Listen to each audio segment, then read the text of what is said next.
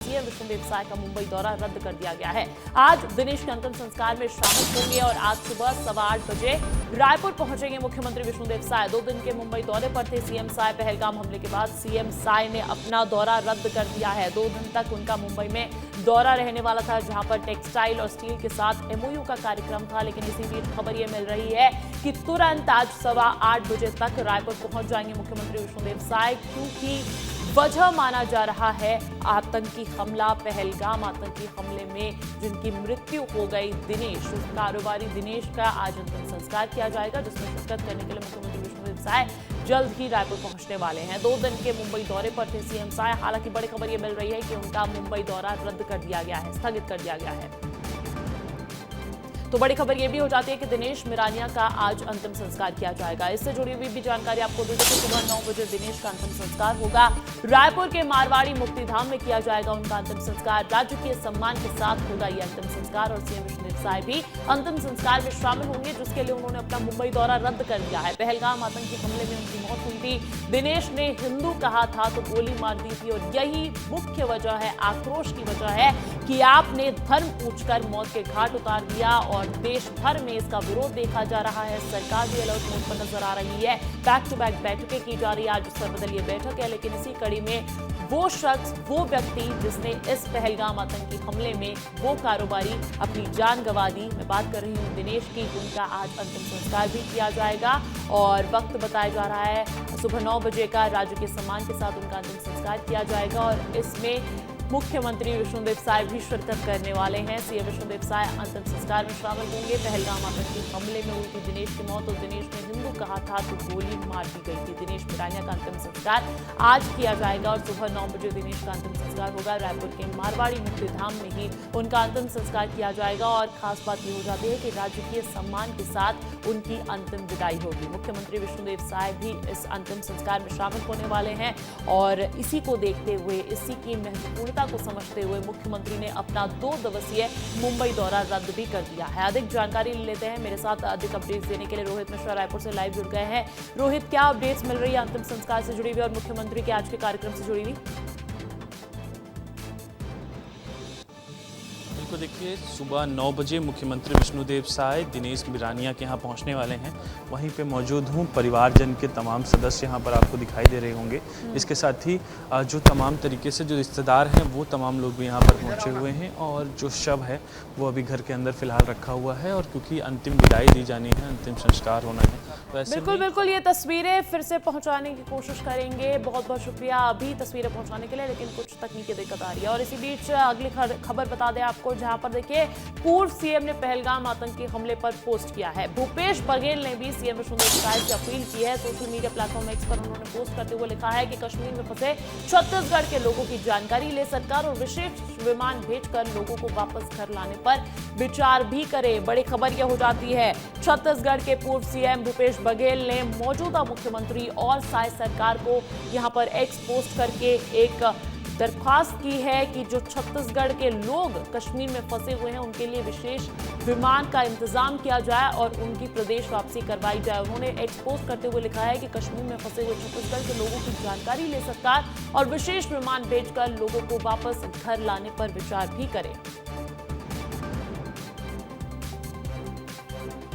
तो देखिए, खबर यह भी है कि भारतीय जनता पार्टी का जन जागरण अभियान भी स्थगित कर दिया गया है। कश्मीर में हुए आतंकी हमले के चलते किया गया है यह अभियान स्थगित। 25 अप्रैल से शुरू होने वाला था जन जागरण अभियान। वक्फ संशोधन बिल को लेकर बीजेपी यह अभियान चलाने वाली थी, क्योंकि लोगों में जो भ्रम फैला हुआ है उसको दूर करने के उद्देश्य से भारतीय जनता पार्टी ने छत्तीसगढ़ के बीजेपी सेल ने ये लॉन्च किया था। हालांकि देखिए, अब इसको स्थगित कर दिया गया और इसकी भी वजह माना जा रहा है कश्मीर में हुआ आतंकी हमला। कश्मीर में हुए आतंकी हमले के चलते जन जागरण अभियान स्थगित कर दिया गया है, जो कि कल यानी कि 25 अप्रैल से शुरू होने वाला था। और देखिए, बीजापुर के उसूर इलाके में पुलिस नक्सली मुठभेड़ रुक कर अभी भी जारी है। वहीं जवानों ने साल भर से नक्सलियों पर चौतरफा हमले करते हुए योजनाबद्ध तरीके से छत्तीसगढ़ तेलंगाना बॉर्डर की तरफ धकेल दिया है। जिन पहाड़ियों को नक्सलियों ने अपने सबसे सुरक्षित पनाहगाह समझकर चुना था, उस पहाड़ियों को घेर कर जवानों ने लगातार मोर्चा संभालते हुए इसी पहाड़ी पर विस्तार न्यूज सीधे ग्राउंड जीरो तक जा पहुंचा और ग्राउंड जीरो से हमारे रिपोर्टर युकेश चंद्राकर लगातार हम तक खबरें भेज रहे हैं। और इस वीडियो में देखिए और समझिए कि जवानों से लगातार मिल रही हार के बाद नक्सलियों ने कब से इन दुर्गम पहाड़ों को अपने सबसे सुरक्षित ठिकाने के रूप में इस्तेमाल करना शुरू किया था और इन पहाड़ों पर क्या क्या मौजूद हो सकता है। मैं आपसे बात कर रहा हूँ तब बहुत धीमी आवाज में गोलियों की आवाज है, बहुत धीमी आवाज में। बहुत मुश्किल है कि ये कैमरे में रिकॉर्ड हो सके, लेकिन मैं उम्मीद करता हूँ कि शायद थोड़ी बहुत आवाज तो आ जाए। और इस समय यहाँ पर माहौल काफी, यहाँ पर सन्नाटा पसरा हुआ है। हालांकि आप इस तरफ देखेंगे, आपको ये घर ये नजर आएगा। गलगम गांव का एक घर है, गलगम गांव का दूसरा घर है, गांव का वो तीसरा घर है। इस तरह से यहाँ से चॉपर के उड़ने की आवाज आ रही है। ड्रोन है ना, ड्रोन के उड़ने की आवाज आ रही है। बटालियन नंबर 1 की बात आ रही है सामने। ये वही बटालियन है जिसका गठन हिडमा ने किया था। ये बात सर्वविदित है, सभी जानते हैं। इन जंगलों में आप उस तरफ देखेंगे, आपको सुरक्षा बलों के जवान, उनको जूम कर लीजिएगा 10x पे। उधर सुरक्षा बलों के जवान ड्यूटी पे तैनात हैं और निगरानी बनाए हुए हैं 3 राज्यों की तरफ से। सोचिएगा, समझिएगा, तेलंगाना से ग्रेहाउंड्स की फोर्स, आंध्र प्रदेश से ग्रेहाउंड्स की फोर्स, महाराष्ट्र से C60 के जवानों की भी आमद। एक धमाका और हुआ अभी। C60 के भी जवानों की यहाँ पर आने की सूचना है। तो तीनों राज्यों की तरफ से घेराबंदी करके इन पहाड़ियों पर ये मुठभेड़ लगातार जारी है। अगर बटालियन नंबर 1 से लेकर बटालियन नंबर 5 तक के घेरा जा चुका है और ये सुरक्षा बलों को, हमें जो हमारे जो सोर्सेस हैं जो जानकारी दे रहे हैं, वो ये जानकारी दे रहे हैं कि यहाँ पर हिडमा की लोकेशन एग्जैक्ट है और उसे छोड़ना नहीं है। अगली खबर गरियाबंद से है, जहां बुधवार को रबी फसल के लिए सिंचाई पानी नहीं मिलने पर आक्रोशित किसानों ने विरोध प्रदर्शन किया और बेलर दफ्तर का घेराव करके सिंचाई पानी की मांग करते हुए एसडीओ को बंधक बनाने की कोशिश भी की। बता दें कि फिंगेश्वर में रबी फसल के लिए सिकासे जलाशय से पानी नहीं मिलने से किसान आक्रोशित हैं और मामले में राजस्व अधिकारियों ने 5 घंटे के अंदर ही पानी खेतों तक पहुंचाने का आश्वासन भी दिया, लेकिन किसान डटे रहे। बता दें कि 10 दिन से सिंचाई के लिए पानी की मांग कर रहे हैं। किसानों ने पहले विनम्र अनुरोध किया, लेकिन जब बात नहीं बनी तो उन्होंने घेराव कर दिया। पानी के बहुत समस्या है, मतलब पानी खेत में दरार आ गए साहब, मतलब बोलत बहुत हक खा गए। आज पंडोरिया साहब आज देखा था चेहरा इसका, हम जिंदगी में कभी नहीं देखे। इन लोग का कहना है कि हम पानी दे रहे हैं। आज 15 रोज हो गए घुमाते हुए। हमारे भारतीय जनता पार्टी की सरकार, माननीय विधायक महोदय जी पानी दिया है, लेकिन लापरवाही कौन है? अधिकारी लोग। नहीं, फसल को वो पूरा कोशिश कर रहे हैं कोई किसी की बर्बाद ना हो, क्योंकि अभी हम लोगों ने निर्णय लिया है कि 4 दिन LBC वो RBC जो अपनी राज्य के लिए चला रहा है और 4 दिन यहाँ के लिए। अगली खबर सारंगढ़ बिलाईगढ़ जिले से है। गांव और शहरों में अनावश्यक बिजली कटौती और लो वोल्टेज की समस्या ने आमजन को परेशान कर रखा है। बढ़ते तापमान के बीच दिन में कई बार बिजली कटौती की समस्या बनी हुई है, जिससे लोग लगातार कठिनाई का सामना कर रहे हैं। वहीं इस मुद्दे को लेकर युवा कांग्रेस और NSUI ने बिजली विभाग को ज्ञापन भी सौंपा और 3 दिन में समस्याओं का हल नहीं होने पर ग्रामीणों के साथ उग्र आंदोलन की चेतावनी भी दी है। अगली खबर कांकेर से है, जहां इन दिनों IPL के दौरान अवैध सट्टेबाजी का धंधा तेजी से फल फूल रहा है। शहर के चावल और होटल व्यवसायी पर आरोप है कि वो लगातार ऐप का नाम बदल कर ऑनलाइन सट्टा चला रहे हैं। पहले स्वास्थ्यिक और अब दूसरे नाम से ऐप लॉन्च कर वो सट्टेबाजी करवा रहे हैं और खबर मुताबिक आरोपी कारोबारी पहले भी जेल जा चुका है और अब फिर खुलेआम अवैध काम कर रहा है। पुलिस को सूचना होने के बावजूद अब तक कोई ठोस कार्रवाई नहीं हो पाई है। खास बात यह है कि कोतवाली थाना से महज 100 मीटर दूर पुराने बस स्टैंड में ये सब चल रहा है। अभी IPL के दौरान कई जगह ऑनलाइन सट्टा के बारे में शिकायत आई है।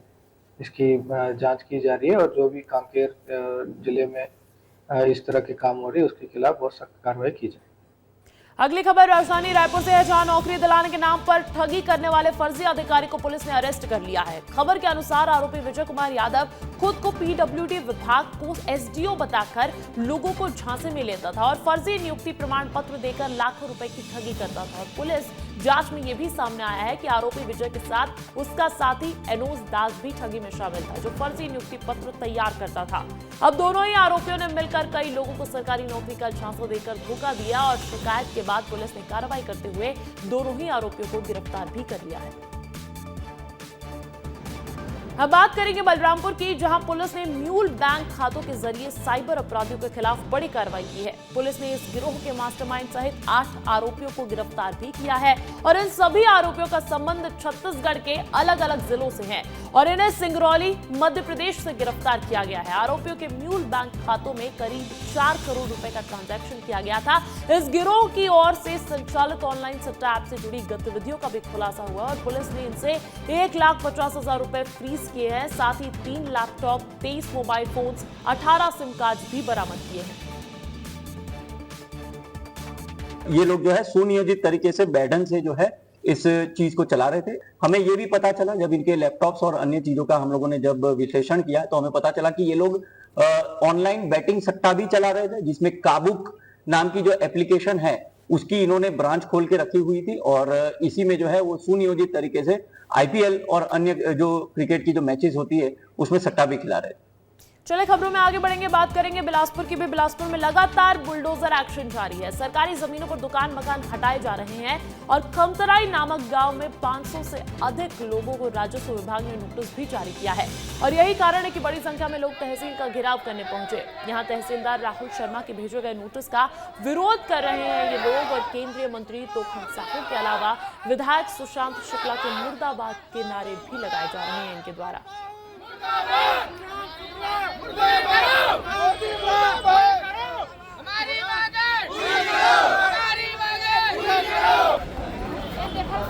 बीच देखिए, पहलगाम आतंकी हमले में मारे गए दिनेश मिरानिया का आज अंतिम संस्कार किया जाएगा। बड़ी खबर आपको बता दें कि सुबह 9 बजे दिनेश का अंतिम संस्कार किया जाएगा। अब से कुछ ही मिनटों में रायपुर के मारवाड़ी मुक्तिधाम में किया जाएगा उनका अंतिम संस्कार। राजकीय सम्मान के साथ ये अंतिम विदाई दी जाएगी और साथ ही साथ जानकारी ये भी मिल रही है कि मुख्यमंत्री विष्णुदेव साय अंतिम संस्कार में शामिल होने के लिए पहुंचेंगे। पहलगाम आतंकी हमले में इनकी मौत हुई थी। दिनेश ने हिंदू कहा था तो उन्हें मौत के घाट उतार दिया गया था और बड़ी खबर आपको ये बता रहे हैं कि आज उनका अंतिम संस्कार किया जाएगा। हालांकि मौके पर ही मौजूद है मेरे सहयोगी रोहित मिश्रा, रायपुर से लाइव भी जुड़ गए हैं। सीधा उनका रुख कर लेते हैं। रोहित, शोकाकुल परिवार है, गमगीन माहौल है, अंतिम विदाई का आज दिन है, तस्वीरें क्या कहती हैं?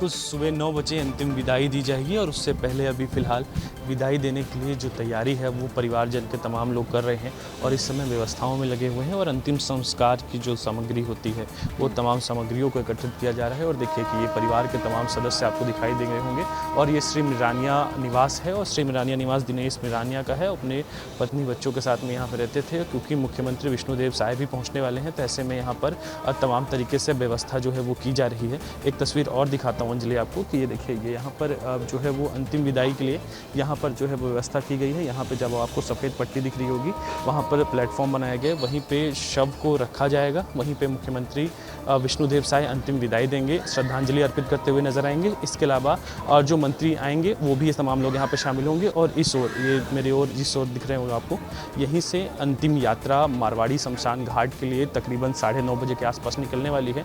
और मुख्यमंत्री विष्णुदेव साय के अगर टाइम देखा जाए तो वो लगभग 8:40 पर रायपुर एयरपोर्ट पहुँच जाएंगे। पहुँचने के बाद सीधे वो यहीं पर पहुँचेंगे, समता कॉलोनी पहुँचेंगे और देखिए कि तमाम परिवार के तमाम सदस्य धीरे धीरे आ रहे हैं और अंदर में ही अभी फ़िलहाल दिनेश मिरानिया जी का शव जो है वो रखा हुआ है। कुछ देर बाद उसे बाहर जो है वो रखा जाएगा और कहीं ना कहीं आज अंतिम विदाई दी जाएगी। और पहलगाम आतंकी हमले में जिस प्रकार से उनकी मौत हुई है उसके बाद ये कहीं ना कहीं पूरे परिवार में दुख है और परिवार दुखी है और क्योंकि अंतिम संस्कार होना है तो उसकी तमाम तैयारियों में भी जुट गए हैं। इसके अलावा थोड़ी देर बाद यहाँ पर आगे कुछ करने का प्रयास करता हूँ। किशोर आगे आ जाइए, आगे दिखाते हैं हम लोग कि यहाँ पर जो है वो श्रद्धांजलि सभा भी होगी और उस श्रद्धांजलि सभा के लिए अंतिम संस्कार के बाद उसके लिए भी यहाँ पर व्यवस्था जो है वो की गई है। तस्वीर साफ तौर पर देख सकते हैं, ये भवन है, उस भवन के अंदर ये होगा। और इसके साथ ही देखिए यहाँ पर जो तमाम लोग आएंगे, चाहे चाहे मंत्री विधायक तमाम लोग जो आएंगे उनके बैठने के लिए यहाँ पर व्यवस्था जो है वो की गई है।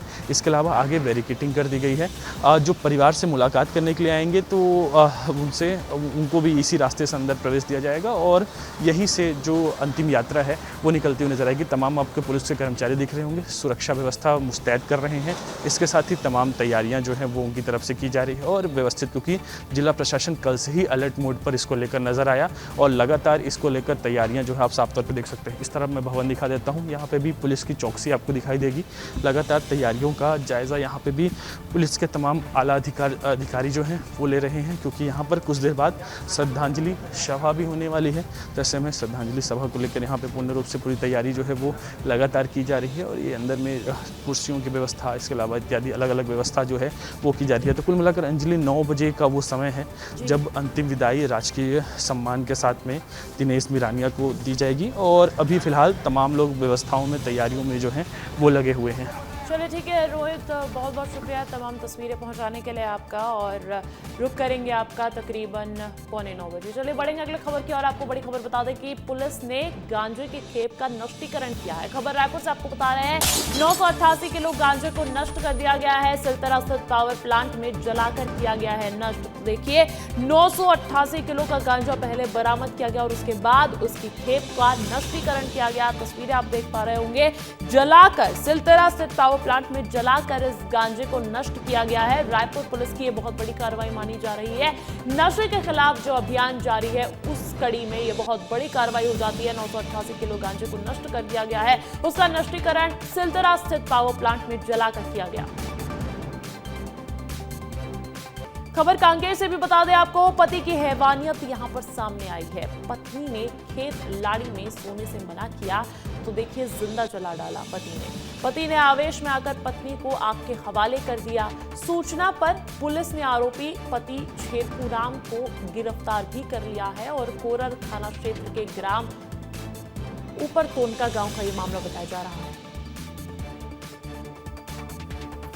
खबर महासमुंद से भी बता दें आपको, महासमुंद में नगर पंचायत तुमगांव अध्यक्ष सैकड़ों लोगों के साथ 3 सूत्रीय मांग को कलेक्ट्रेट पहुंचे लेकर और डिप्टी कलेक्टर को मांग पत्र सौंपा है। सौंपे गए मांग पत्र में बताया गया कि नगर पंचायत तुमगांव के आमजनों के द्वारा विगत 40 और 50 वर्षों से शासकीय भूमि और बड़े झाड़ जंगल की जमीन पर घर बनाकर अपना जीवन बसर कर रहे हैं। शासकीय भूमि और वन भूमि होने के कारण आमजनों को प्रधानमंत्री आवास योजना का लाभ नहीं मिल पा रहा है और उक्त शासकीय भूमि और वन भूमि को आबादी घोषित कर निवासरत लोगों को प्रधानमंत्री आवास का लाभ दिया जाए। देखिए इसी बीच अंबिकापुर में विस्तार न्यूज की खबर का बहुत बड़ा असर हुआ है और इसीलिए खबर बहुत बड़ी हो जाती है, क्योंकि मेडिकल कॉलेज अस्पताल में MRI मशीन का उद्घाटन कर दिया गया है। स्वास्थ्य मंत्री श्याम बिहारी जायसवाल ने किया उद्घाटन। 14 करोड़ की लागत से स्थापित की गई है MRI मशीन। 8 महीने से अस्पताल में धूल खा रही थी मशीन और अब इसका उद्घाटन कर दिया गया और ये खबर का असर विस्तार न्यूज की पहल की वजह से हुआ है। सार्वजनिक मीडिया में स्वीकार करता हूं, यहाँ हो या रायपुर हो, कि स्पेशलिस्ट की कमी है। और मैं तो अभी तमिलनाडु में गया था डॉक्टरों को ढूंढने, वहां पे बातचीत करने की, आप लोग आइए हम विशेष पैकेज देंगे। हम 46% जो मेडिकल कॉलेज हैं इनमें प्रोफेसरों का बढ़ा दिए हैं और जो सुपर स्पेशलिस्ट हैं, जो DM कार्डियक और सुपर स्पेशलिटी के डॉक्टर हैं, उनके लगभग 3 गुना बढ़ा दिए हैं। मुझे लगता है कि अब सरगुजा में न्यूरोलॉजिस्ट भी मिलेंगे और हम लगातार प्रयास कर